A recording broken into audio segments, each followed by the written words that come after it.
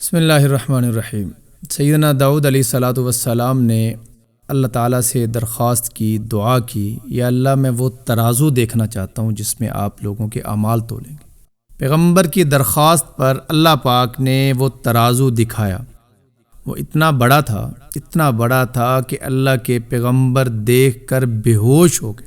ہوش میں آنے پہ اللہ تعالیٰ سے سوال کہ یہ وہ ترازو جس کے بارے میں کہ ساتوں آسمان اور زمین بھی رکھے جا سکتے ہیں، اتنا بڑا ہے۔ یا اللہ اتنی نیکیاں بھی کسی کی ہوں گی؟ داؤد علیہ الصلاۃ والسلام نے اللہ سے پوچھا، یا اللہ اتنی نیکیاں بھی کسی کی، اتنا بڑا ترازو ہے، اتنی نیکیاں کسی کی ہوں گی؟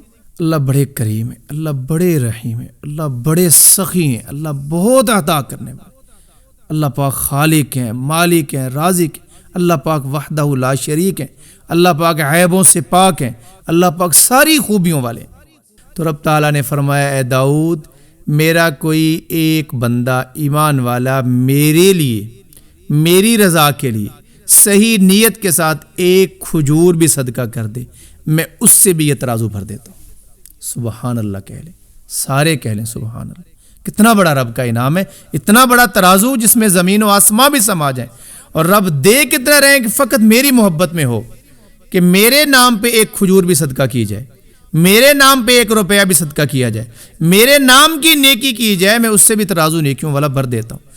تو اس سے ہمیں ایک بات یہ سمجھ لینی چاہیے کہ رب تعالیٰ بڑے سخی ہیں۔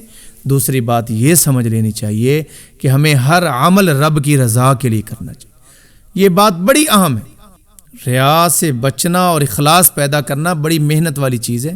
ہمیں ہر عمل اللہ کی رضا کے لیے کرنا چاہیے۔ رب تعالیٰ اپنی محبت میں، اپنی رضا میں اعمال کرنے کی ہمیں توفیق دیں، آمین۔